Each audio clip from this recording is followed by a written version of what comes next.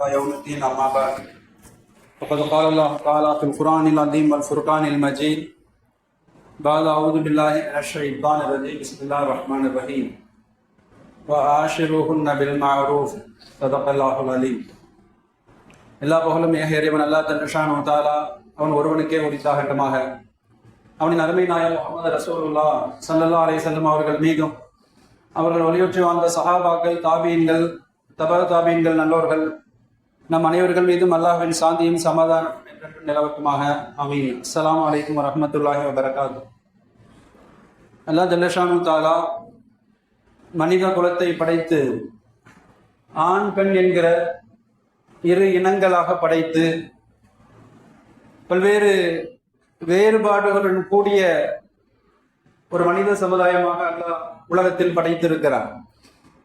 ஆண் பெண் இருவரின் பல்வேறு வேறுபாடுகள், உடல் தோற்ற வேறுபாடுகள் தொடங்கி குணாதிசயங்கள், அன்றாட பழக்க வழக்கங்கள், அவர்கள் ஆற்ற வேண்டிய பணிகள் என்று எல்லா அம்சங்களிலும் ஏதேனும் வேறுபாடுகளை அல்லாஹ் வைத்திருக்கிறார். ஒரு ஆணுக்கு நிகராக பெண், சரிசமர் சமானம் என்றெல்லாம் இன்றைக்கு சொல்லப்படுவதைப் போல நாம் சர்வசாதாரணமாக சொல்லிவிட முடியாது. ஆனாலும் ஏராளமான வேறுபாடுகளோடு படைத்திருக்கிற அல்லாஹ் இரண்டு இனங்களையும் இணைக்கிற ஒரு நிகழ்வாக திருமணத்தை அல்லாஹ் வைத்திருக்கிறார்.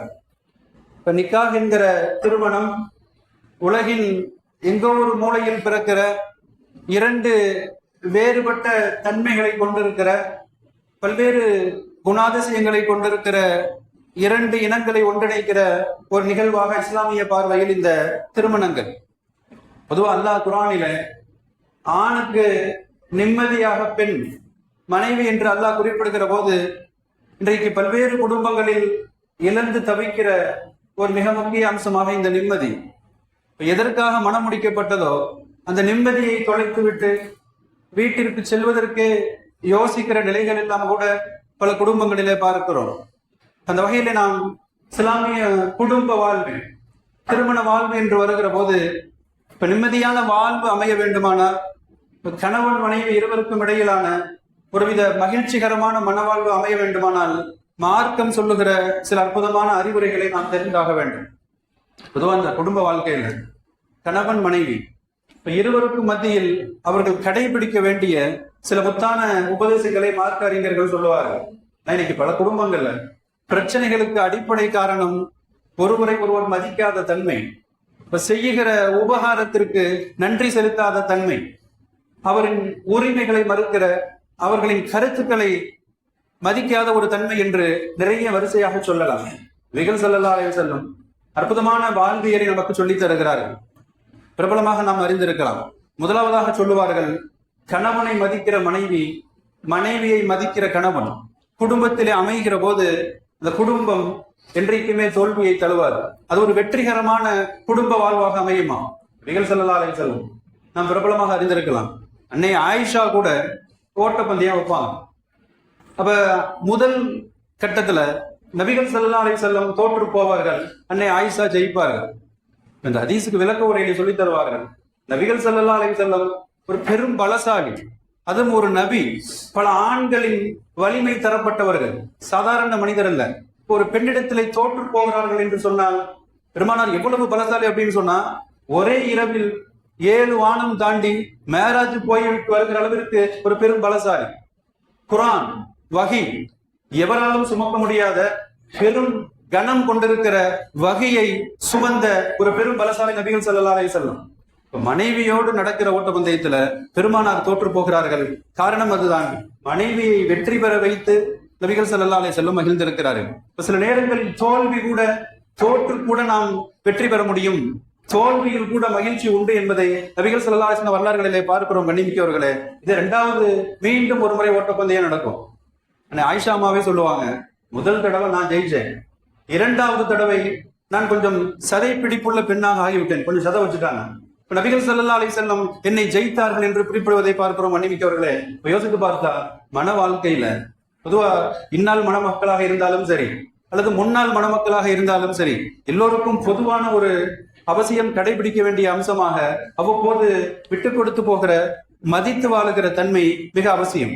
பெருமானார் ஸல்லல்லாஹு அலைஹி வஸல்லம் வயது 60, நபிகள் நாயகத்திற்கு. மனைவி அன்னை ஆயிஷா 15 வயது. எவ்வளவு தூரம் மனைவியை மதிக்கிற ஒரு தன்மை, குடும்ப வாழ்வில் அவரது உணர்வுகளை மதிக்கிற, கருத்துக்களை மதிக்கிற அற்புதமான ஒரு வழிகாட்டுதல். பெருமானார் இரவு நேரம் தஹஜ்ஜுத்திற்காக எழுவார்கள். அன்னை ஆயிஷாவோடு அன்னைக்கு அவங்களுடைய முறை. இரவில் எழுகிற நபிகள் ஸல்லல்லாஹு அலைஹி வஸல்லம் நிசப்தமாக, எந்தவித சப்தமும் இல்லாமல் மெதுவாக எழுவார்கள். மெதுவாக காலணியை மாட்டுவார்கள், வாசலை திறப்பார்கள். அன்னை ஆயிஷா முடிச்சுக்குவாங்க, சப்தம் கேட்டு முடிச்சிருவாங்க. அன்னை ஆயிஷா கேட்பாங்க, யார் ரசூலல்லாஹ், இவ்வளவு நிசப்தமாக நீங்கள் எழுகிறீர்களே, எந்த விதமான சப்தமும் இல்லாமல் எழுந்து நீங்கள் தயாராகிறீர்கள் அப்படின்னு சொல்றப்ப நபிகள் ஸல்லல்லாஹு அலைஹி வஸல்லம் சொல்லுவாங்களாம், ஆயிஷாவே, நான் என் ரப்பை தொழ வேண்டும். அடுத்து பெருமானார் சொல்ற வார்த்தை, நான் என் ரப்பை வணங்க வேண்டும், நீ அனுமதி தருவாயா என்று கேட்பார்கள்.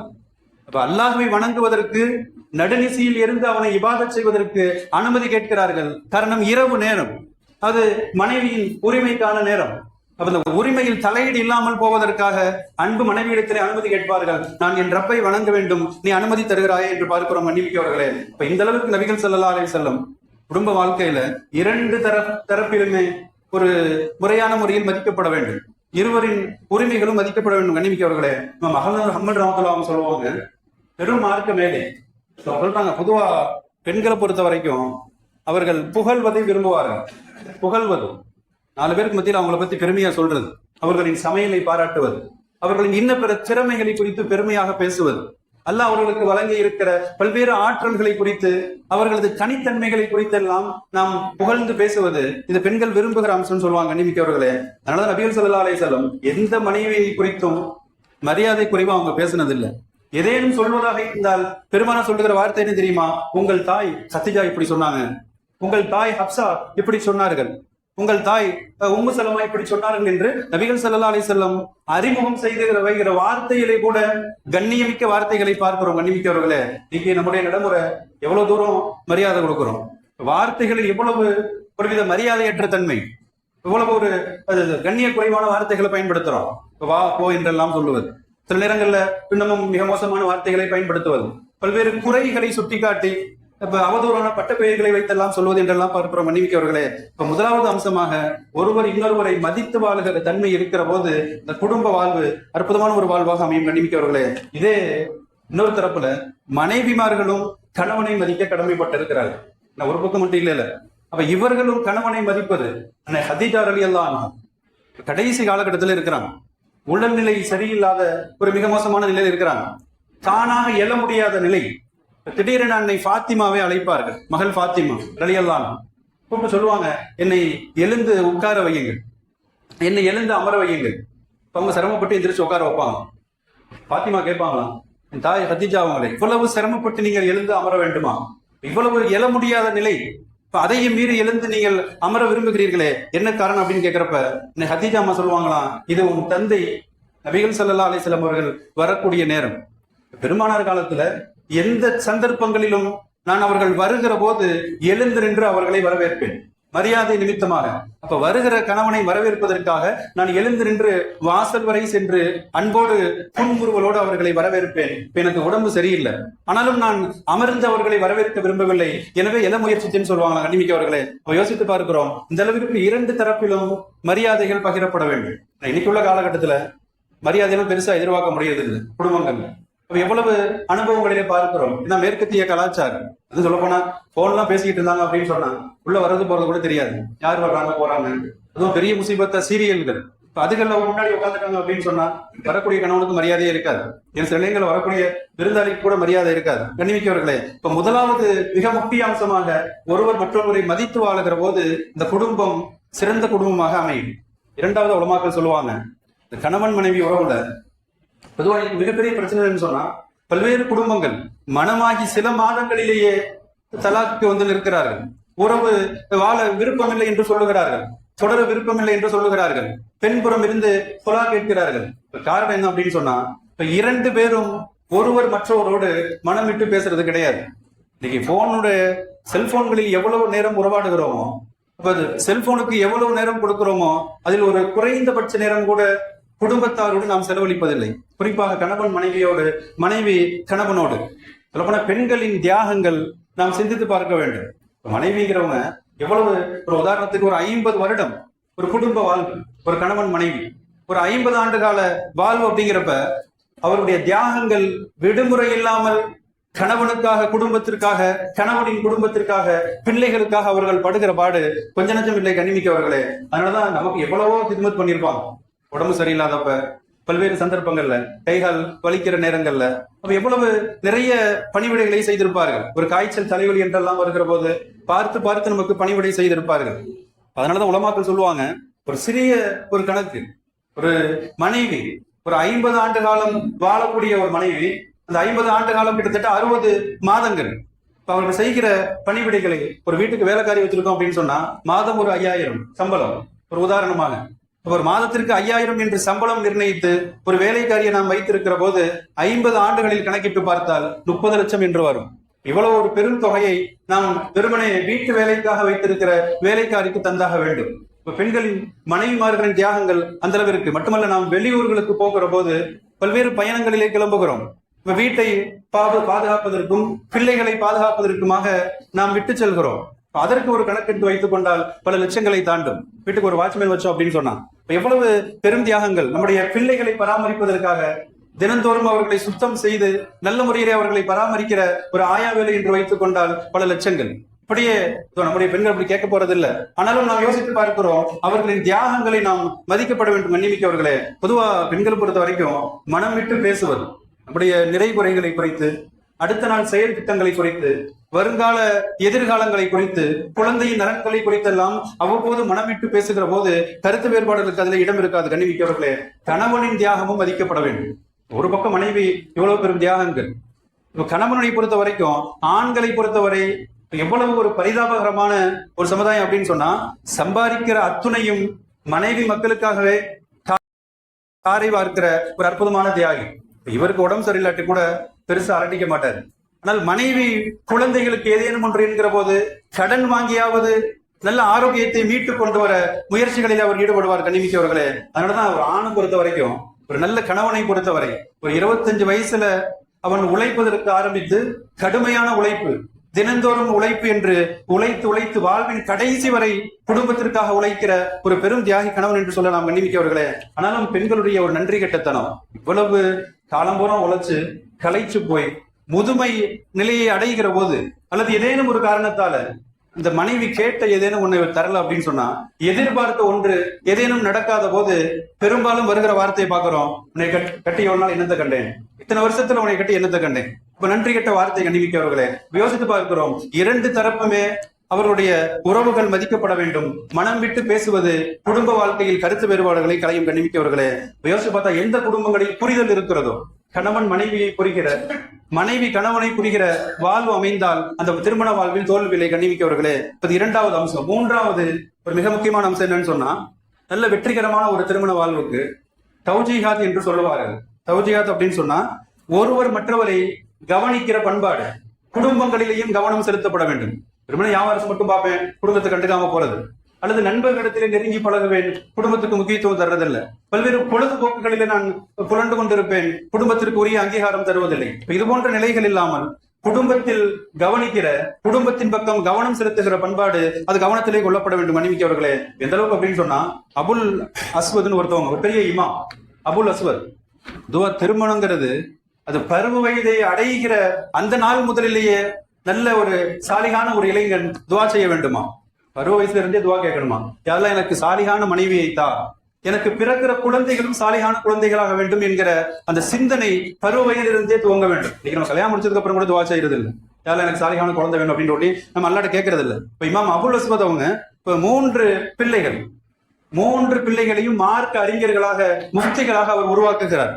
எப்படிப்பட்ட அபுல் அஸ்வத் அப்படின்னு சொன்னா, திருக்குரானுக்கு இன்றைக்கு நாம் ஜபர் சேர் வைத்து எழுத்து கூட்டி ஓதுகிறோமே அந்த நடைமுறையை கொண்டு வந்தவர் அபுல் அஸ்வத். குரானுக்கு ஹரக்கத்துகள் வைத்தவர், அரபி இலக்கணங்களை தொகுத்து தந்த அந்த அபுல் அஸ்வத் சொல்றாரு, தன்னுடைய பிள்ளைகளிடத்திலே சொல்லுவாராம், நான் குழந்தைகள் பெற்றதற்கு பின்னால் நான் பட்ட கஷ்டங்களை விட உங்களை பெறுவதற்கு முன்னால் நான் பட்ட கஷ்டம் அதிகம் சொல்லுவாராம். உங்களை பெக்கிறதுக்கு பின்னால உள்ளதை விட நான் முன்னாடி நிறைய கஷ்டங்களை பட்டிருக்கிறேன். பிள்ளைகள் ஆச்சரியத்தோட கேட்பாங்களாம், குழந்தை பிறந்த பிறகுதான் எல்லாம் கஷ்டப்படுவாங்க, அந்த பால் கொடுக்கறதுக்கு, வளர்க்கறதுக்கு, செலவுகளை செலவழிப்பதற்கு. இப்ப முன்னால் நீங்க சிரமம் என்று சொல்லுகிறீர்கள் அப்படின்னு கேட்கிறப்ப இந்த அபுல் அஸ்வத் சொன்னாங்களாம், எப்பொழுது நான் பருவ வயதை அடைந்தேனோ, நான் எப்பொழுது பருவ வயதை அடைந்தேனோ அப்பொழுது நான் ஹலாலான உணவை தவிர எதையும் உண்பதில்லை. நான் உண்டதெல்லாம் ஹலாலான உணவு. காரணம், என் துஆக்கள் அங்கீகரிக்கப்பட வேண்டுமானால் உள்ளே போகிற உணவு ஹலாலா இருக்கணும். இப்ப நான் பெரும் சிரமத்தை மேற்கொண்டு ஹராம்களை தவிர்த்தேன், ஹலாலான உணவை உண்டேன். தொடர்ந்து நான் அல்லாஹ்விடத்திலே துஆ செய்தேன், யா அல்லாஹ் எனக்கு சாலிகான குழந்தைகள் வேண்டும், அதற்கு நீ எனக்கு சாலிகான மனைவியை தர வேண்டும் என்று நான் செய்த துஆக்கள், நான் பட்ட கஷ்டங்கள் எல்லாம் எனக்கு இத்தனை பெரும் லாபத்தை தருக்குன்னு சொல்லுவாங்க கண்ணிமிக்கவர்களே. அப்ப அத்துணை குழந்தைகளும் முஃப்திகளாக, மார்க்க அறிஞர்களாக. இப்ப குடும்ப வாழ்க்கையில கணவன் மனைவி இருவருமே கவனிக்கிற, குழந்தைகள் விஷயத்துல கவனம் செலுத்துகிற அற்புதமான ஒரு நிலைப்பாடு வருகிற போது எதிர்கால சமுதாயத்திற்கு பெரும் பலனை தருகிற சந்ததிகளாக அந்த குடும்பம் உருவாகி போகும் கண்ணிமிக்கவர்களே.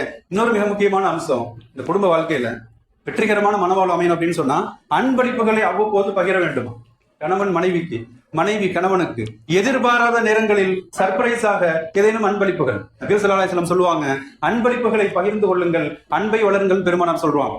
அன்பளிப்பு சக முஸ்லிமுக்கு தருகிற போது இருவருக்கு மத்தியிலான இணக்கத்தை ஏற்படுத்தும், உள ரீதியான பிணைப்பை ஏற்படுத்தும். இது கணவன் மனைவிக்கு இடையிலே அமைகிற போது குடும்ப வாழ்வு அற்புதமாக அமையும் கண்ணிமிக்கவர்களே. பெருமானார் ஸல்லல்லாஹு அலைஹி வஸல்லம் காலத்துல நபிகள் நாயகத்தின் பால் குடித்தாய் அன்னை ஹலீமா சஅதியா ரலியல்லாஹு அன்ஹா பெருமானாரை பார்க்க வர்றாங்க. வயதான காலம். அன்னை ஹதீஜாவின் மாமியார். இன்னைக்கு பல குடும்பங்கள்ல மாமியார் நாத்தனா ஒரு அண்டர்ஸ்டாண்டிங் இல்லாம இருக்கும், அவர்களை அணுகுகிற முறைகள் தெரியாம இருக்கும், எதிரிகளாக நினைக்கிற அப்படிப்பட்ட அணுகுமுறையெல்லாம் பல குடும்பங்கள் இருக்குது. அப்ப மாமியா அன்னை ஹலீமா சஅதியா பெருமானாரை பார்க்க வருவாங்க, மகனை பார்க்க வர்றாங்க, பால்குடி மகனை. பெருமானார் ஸல்லல்லாஹு அலைஹி வஸல்லம் தாய்க்கு பணிவிடை செய்கிறார்கள், ஓடி ஓடி ஹித்மத் செய்கிறார்கள் தன்னுடைய வளர்ப்பு தாய்க்கு. இந்த காட்சிகளை காணுகிற அன்னை ஹதீஜா ரலியல்லாஹு அன்ஹா தன் சார்பாக மாமியாருக்கு இவர்களும் போய் பணிவிடை செய்கிறார்கள். கடைசியில் அவங்க செஞ்ச செயல் என்ன தெரியுமா? 20 ஒட்டகைகள், லட்சக்கணக்கான விலை மதிப்புள்ள 20 ஒட்டகைகளை கொண்டு வந்து தனது மாமியாரின் முன்னால் நிறுத்தி இது உங்களுக்கு அன்பளிப்பு என்று சொல்லுவார்களாம். அந்த அளவிற்கு மாமியாரை கவருகிற அம்சமாக, அவரின் உள்ளத்திலே இடம் பிடிக்கிற அம்சமாக அன்னை ஹதீஜா சொல்லித் தருகிறார்கள். அன்பளிப்புகள் பகிரப்படுகிற போது அது குடும்ப வாழ்வில் பெரும் இலக்கத்தை ஏற்படுத்துமா மன்னிமிக்கவர்களே. ஆனா இன்னைக்குள்ள காலகட்டத்துல எப்படிப்பட்ட ஒரு ஒற்றுமை இல்லாத நிலைமை பார்க்கிறோம். இவன் உங்களை எதிரியா நினைக்கிற, வீட்டை விட்டு எப்படா துரத்தலாம்னு நினைக்கிற, இப்ப இருக்கிற சொத்துக்களுக்காக, நகைகளுக்காக பல்வேறு உள்ளங்களில் குரோதம் விரோதங்களை கொண்டிருக்கிற அம்சங்கள் பெருமானார் தீர்வாக சொல்லித் தருகிறார்கள். அவ்வப்போது நீங்கள் அன்பளிப்புகளை பகிர்ந்து வாருங்கள். இப்படி அன்பளிப்புகளை தர்றதும் குடும்ப வாழ்க்கையில பாச பிணைப்பை ஏற்படுத்தும் கண்ணிமிக்கவர்களே. இன்னொரு மிக முக்கியமான அம்சம் குடும்ப வாழ்க்கையில இப்ப கணவன் மனைவிக்கு இடையில சண்டை சச்சரவுகள் வருவது இயல்புதான். கருத்து வேறுபாடுகளோ அல்லது கருத்து முரண்பாடுகளோ, பல்வேறு நேரங்கள்ல கை கலப்புகள், அது இருவருக்கு மத்தியிலான பிரச்சனைகள் குடும்பம் சகிதமாக போய் ஒரு பெரும் கலவரமாக மாறுகிற நிலைகள் வருகிற போது நபிகள் ஸல்லல்லாஹு அலைஹி வஸல்லம் சொல்லி தர்றாங்க, இது போன்று சண்டை சச்சரவுகளின் நேரங்கள்ல கருத்து வேறுபாடுகள், மனக்கசப்புகள் வருகிற போது கையில் எடுக்க வேண்டிய ஆயுதம் சகிப்புத்தன்மை. ரெண்டு பேர்ல யாராவது ஒருவர் சகிப்புத்தன்மையோடு பொறுமையை கை கொள்கிற போது ஒரு பெரும் விபரீதம் தடுக்கப்படும், ஒரு பெரும் இரண்டு குடும்பங்களுக்கு இடையிலான தொடர்பு அறுபடுவது தடுக்கப்படும். பெருமானார் ஸல்லல்லாஹு அலைஹி வஸல்லம் முன்மாதிரியா சொல்லி தராங்க. பெருமானார் வருவாங்க மக வீட்டுக்கு, அன்னை ஃபாத்திமா ரலியல்லாஹு அன்ஹா வந்து கேட்பாங்க, இதமா உன் கணவர் அப்படின்னு கேட்பாங்க. என் மருமகன் அலி எங்கே என்று கேட்பார்கள். ரசூலுல்லாஹ் எங்கிட்ட சண்டை போட்டு வெளியே போயிட்டார். எல்லா குடும்பங்களையும் சண்டை இருக்கத்தான் செய்யும். இடத்துல ஒரு சிறிய ஒரு கருத்து வேறுபாடு, அப்ப சொல்லாமல் கொள்ளாமல் வீட்டை விட்டு கிளம்பி போயிட்டார். நபிகள் ஸல்லல்லாஹு அலைஹி வஸல்லம் ஆள் அனுப்புவார்கள் ஹஜ்ரத் அலியை அழைத்து வருவதற்காக. ஒருவர் போய் பார்த்துட்டு வந்து சொல்லுவாரு, ரசூலுல்லாஹ் மஸ்ஜிது நபவியில் அவர் படுத்து தூங்கிட்டு இருக்கிறார். நபிகள் ஸல்லல்லாஹு அலைஹி வஸல்லம் தொடர்ந்து வருவார்கள், நேராக மஸ்ஜிதுக்கு செல்வார்கள். ஹஜ்ரத் அலி ரலியல்லாஹு அன்ஹு தனது அந்த கீழாடையை மேல் வரை உயர்த்தி தரையில் மண்ணில் படுத்து அயர்ந்து உறங்கிக் கொண்டிருப்பார்கள். பாருங்கள், பிரச்சனை வந்தா கூட பள்ளிக்கு தான் வந்திருக்காங்க. குடும்பத்தில் ஒரு பிரச்சனை, ஒரு பெரும் மன உளைச்சல், ஒரு பெரும் டென்ஷன், கவலை என்று வருகிற போது தீர்வு தேடி வருகிற இடமாக மஸ்ஜித் நபவி பள்ளிவாசல். நேரா வந்து பெருமானார் ஸல்லல்லாஹு அலைஹி வஸல்லம் ஹஜ்ரத் அலியை பார்த்து சொல்லுவாங்களாம், யா அபத்துராப், ஏன்னா தூசி புழுதி மேல அப்படி ஒட்டி இருக்குது, புழுதியோடு அவர்கள் புரண்டு படுத்துக் கொண்டிருக்கிறார்கள். யா அபத்துராப், மண்ணின் தந்தையே எழுங்கள் அப்படின்னு சொல்லுவாங்க. வாரி சுட்டி ஹஜ்ரத் அலி எந்திரிப்பாங்க, கைப்பிடித்து அழைத்து சென்று நேராக மகள் ஃபாத்திமாவின் அருகிலே நிற்க வைப்பார்கள். நபிகள் ஸல்லல்லாஹு அலைஹி வஸல்லம் அற்புதமாக அந்த வார்த்தையை சொல்லுவார்களாம், ஃபாத்திமா நீ என் ஈரல் குலை துண்டு. பொதுவாக இன்னைக்குள்ள பிரச்சனை என்னன்னு சொன்னா, மருமகனுக்கு சண்டை அப்படின்னு சொன்னா முதல்ல மருமகனை தான் திட்டுவோம், அந்த ஆளுக்கு ஒரு வேலையே இல்லையா, அறிவில்லையா அப்படின்னு திட்டுவோம். பெருமானார் ஸல்லல்லாஹு அலைஹி வஸல்லம் என் ஈரல் குலை துண்டு, உன் கூட ஒரு சண்டை போட்டாரா, நீ சுவனத்தின் தலைவி, உன்னிடம் கருத்து வேறுபாடா என்றெல்லாம் பெருமானார் சொல்லல. இப்ப மருமகனை அழைத்து கொண்டு போய் மகளின் அருகிலே நிற்க வைத்து பெருமானார் சொன்னாங்க, பாத்திமா நீ சுவனத்தின் தலைவியா அல்லது நரகத்தின் தலைவியா, முடிவு செய்கிற உரிமை உன் கணவனுக்கு பெருமானார் சொல்லுவாங்க. இப்ப உனது சுவனம் உன் கணவனின் காலடி, நீ அவருக்கு கட்டுப்படுகிற போது நீ சுவனத்தின் தலைவியாக மாற முடியும் என்று பெருமானின் அற்புதமான உபதேசத்தை பார்க்கிறோம். கண்ணிமிக்கவர்களே, பொதுவா கருத்து வேறுபாடுகள் வர்றப்ப, கணவன் மனைவி சச்சரவுகள் வர்றப்ப, மகளின் மீது பாசம் இருக்கும், தாய் பாசம், தந்தை பாசம், பாசத்தை உள்ளத்திலே வைத்துக் கொண்டு நமது ஆறுதலான வார்த்தைகளால் இணைப்பது அது மருமகனோடு இருக்க வேண்டும். அந்த குடும்பம் அற்புதமான குடும்பமாக திகழும். கண்ணிமிக்கவர்களே, பல இடங்கள்ல பாக்குறோம், திருமணம் முடித்த 3வது நாள்ல கூட ஒரு சின்ன பிரச்சனைன்னு வர்றப்ப அம்மா வீட்டுக்கு வர சொல்லிடுறாங்க. சென்னையில கூட நடந்ததா சொன்னாங்க. ஒரு 3 நாள் கல்யாணம், திருமணம் முடிந்து 3 நாள் தான் ஆகுது. இப்ப மாமியா இரவு நேரத்துல கூட்டிக்கிட்டு இருக்கிறாங்க. இந்த விளக்கமாற தெரிவிடுறதுக்கான தட்டி இருக்காங்க. இப்ப பார்த்த மருமகளுக்கு நம்மளை நோக்கி தான் விளக்கமாற காட்டுறாங்கன்னு நினைச்சுக்கிட்டாங்க. தவறான புரிதல். இப்ப எல்லோரையும் தவறாக நினைக்கிற, தவறாகவே பார்க்கிற ஒரு தன்மை. உடனே போன் வருது அம்மாவுக்கு, அத்தாவுக்கு போன் வருது, மாமியா எனக்கு விளக்கமாத்தையை என்னை காட்டிட்டாங்க. இப்ப இங்கிருந்து என்ன பதில் வருது, நீ ஓலா புக் பண்ணி வீட்டுக்கு வந்துரு அப்படின்னு சொல்லிட்டு. அப்ப என்ன, பெரியவர்கள் மனநிலை எப்படி இருக்க வேண்டும்? ஏதாவது காலையில பேசிக்கலாம், நீ படுத்து தூங்கு என்று ஆறுதல் சொல்வதற்கு பதிலாய் நீ உடனே கிளம்பி வா என்று சொல்லுகிற போது அது எவ்வளவு மிக மோசமான ஒரு கருத்தாக அமையும். கண்ணிமிக்கவர்களே, அப்ப யோசித்து பார்க்கிறோம். சச்சரவுகள் வருகிற போது ஒன்று பொறுமை கொள்ள வேண்டும், சகிப்புத்தன்மை கொள்ள வேண்டும். இருக்கிற பெரியவர்கள், 2 தரப்பிலும் இருப்பவர்கள் ஆறுதலாக அவர்களின் உறவுகள் தொடர்வதற்குண்டான முயற்சிகள் மேற்கொள்ளப்பட வேண்டும். கண்ணிமிக்கவர்களே, இப்ப இறுதியாக சொல்லுவதானால் இமாம் இப்னு ஜவுசி ரஹ்மத்துல்லாஹ் அவங்க சில இடங்கள்ல பல பேருக்கு சோதனையாக மனைவி, அல்லாஹ் பல்வேறு வழிகளிலே சோதிப்பார் ஒவ்வொரு மனிதர்களையும். இப்ப சில பேருக்கு சோதனையாக மனைவி அமையக்கூடும். இப்னு ஜவுசி ரஹ்மத்துல்லாஹ் அவங்க மிகப்பெரிய ஒரு மார்க்க அறிஞர், ஆன்மீக பாதையில் பயணித்தவர்கள். கிட்டத்தட்ட அவர்களது மாணவர்கள் மட்டும் 90,000 என்று பதிவு செய்கிறார்கள். 90,000 மாணவர்களுக்கு பயிற்சி தந்தவர்கள், முரீதாக ஆன்மீக பேராசானாக திகழ்ந்தவர்கள் இப்னு ஜவுசி ரஹ்மத்துல்லாஹ். உந்துரு ஸ்பெயினில் இருந்து கிட்டத்தட்ட 4,000 கிலோமீட்டர் பயணம் செய்து ஒரு முறையில் வருவார். ஒரு மாணவர் இமாம் ஜவுசியை தேடி வருவார். அவரிடத்திலே கல்வி கற்க வேண்டும் என்று வருவார். நேரா வீட்டை கண்டுபிடிச்சு வந்துருவாங்க. வீட்டுல வந்து கதவு தட்டுவாங்க. உள்ள இருந்து மனைவி கேட்பாங்க யாரு அப்படின்னு சொல்லிட்டு. நான் இது மாதிரி இன்னார் வந்திருக்கிறேன், அப்ப யாரை பார்க்கணும், இப்னு ஜவுசியை பார்க்கணும். இப்ப அவங்க சொல்லுவாங்க, எதுக்காண்டி பார்க்க வந்திருக்கீங்க அப்படின்னு கேட்பாரு. இவர் சொல்லுவாரு, இல்ல 4,000 கிலோமீட்டர் தூரத்துல இருந்து வந்திருக்கிறேன், இமாமை சந்திக்க வந்திருக்கிறேன். உள்ள இருந்து என்ன பதில் வரும் அப்படின்னு சொன்னா, நீயும் ஒரு லூசு அவரு ஒரு லூசு அப்படின்னு சொல்லுவாங்க. உள்ள இருந்து பதில் வருகிறது, 4,000 கிலோமீட்டர் தூரத்துல இருந்து வந்திருக்கிறார் அவர் பாக்குறது, உனக்கு வேலை இல்லையா அப்படின்னு சொல்லி சொன்னாங்க. இவருக்கு குழம்பிருச்சான், நம்ம வந்தது சரியான வீடு இல்ல வேற வீடு அப்படின்னு சொல்லிட்டு மீண்டும் கேட்பாங்களாம், இந்த மாணவர்களை தரபியத் செய்கிற பெரும் மார்க்க அறிஞராக திருக்கிற அந்த இப்னு ஜவுசி வீடு தான் அப்படின்னு கேட்பாங்களாம். மனைவி சொல்லுவாங்களா, அந்த வீடு தான், அவர் வீட்டுல இருக்க மாட்டாரு, காட்டுல இருப்பார் அப்படின்னு சொல்லிடுவாங்க. இப்ப இந்த வந்த மாணவர் இப்னு ஜவுசியை தேடி காட்டுக்கு போவாங்க. அந்த வழியை அறிந்து கொண்டு காட்டுக்கு போவாங்களாம். போய் பார்த்தா இமாம் இப்னு ஜவுசி ரஹ்மத்துல்லாஹ் அவங்க சிங்கத்தின் மீது அவங்க பயணித்துக் கொண்டிருப்பாங்க. சிங்கத்தின் மீது பார்த்து மாணவர் அதிர்ந்து போய் கேட்பாராம், உங்க வீட்டுக்கு போனா வீட்டில் உங்க மனைவி அந்த காட்டு காட்டுறாங்க, நீங்க காட்டுக்கு வந்தா உங்களுடைய அற்புதமான இந்த மோஜிசாத்துகளை பார்க்கிற போது அற்புதமாக இருக்கிறது என்ன அப்படின்னு கேட்கிறப்ப அவங்க சொல்லுவாங்களாம், நீங்கள் கண்ட அந்த காட்சி, மனைவி என்னை மதிக்காத ஒரு தன்மை, என்னை குறித்து அவர்கள் சொல்லுகிற அந்த சுடு சொற்கள், தவறான வார்த்தைகள், இதை சகித்துக் கொள்வது, பொறுமை கொள்வது அல்லாஹ் எனக்கு காட்டை வசப்படுத்தி தந்திருக்கிறான்னு சொல்லுவாங்க. கண்ணிமிக்கவர்களே, அப்ப யோசித்து பார்க்கிறோம். பொதுவா குடும்பங்களில் பிரச்சனை வருகிற போது, மனைவி புறத்திலிருந்து தகாத வார்த்தைகள் வருகிற போது, சகிப்புத்தன்மை, பொறுமை என்கிற போது அது அல்லாஹ் பொறுத்துக் கொள்கிற, அல்லாஹ் அவர்களை பொருந்திக் கொள்வதற்குண்டான அடையாளமாக, சோதனையில் வெற்றிக்குண்டான அறிகுறியாக மார்க்கம் சொல்கிறது. கண்ணிமிக்கவர்களே, இப்ப இறுதியாக அல்லாஹ் ஜல்ல ஷானு தஆலா இந்த குடும்ப வாழ்க்கையை சிறப்பாக அமைத்து தருவானாக. அல்லாஹ் எல்லோரும் குடும்ப வாழ்க்கை வெற்றிகரமாக அமைத்து தருவானாக. குடும்பங்களில் அல்லாஹ் மன்னிக்கிற தன்மையை, சகிப்புத்தன்மையை தந்தருள்வானாக. அல்லாஹ் விட்டுக் கொடுக்கிற மனப்பான்மையை தந்தருள்வானாக. எந்தெந்த குடும்பங்களில் பிரச்சனை இருக்கிறதோ அல்லாஹ் பிரச்சனைகளை சரி செய்வானாக. அல்லாஹ் ஒவ்வொரு குடும்ப வாழ்வையும் சுவனத்தோடு அல்லாஹ் இறுதி வரை நீடிக்கிற வாழ்வாக அமைத்து தந்தருள்வானாக. வாஹிரு தஅவானா அல்ஹம்துலில்லாஹி ரப்பில் ஆலமீன்.